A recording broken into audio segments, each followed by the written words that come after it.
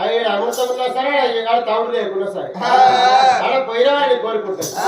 నాకు అత్తమ్మ నువ్వు ఎన్ని పెట్టినా అత్తగారిని అంటున్నా.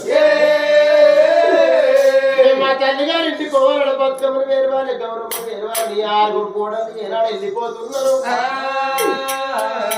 అందుకే అంటారు అప్పుడు కదా తల్లి వారు సుందర దేవి గుప్పటోలే గురింది అవ్వాలా. అందుకే అంటారు చూసినవా 60 లక్షలు పెట్టినా కోటి విద్యలు పెట్టినా కోడంది బిడ్డే కారే కాదు, హత్య విద్యలు పెట్టినా అల్లుడు కొడుకు కారే కాడంటారు. తల్లి గుప్పటోలే కూలి కాదు ఓ దేవుడా.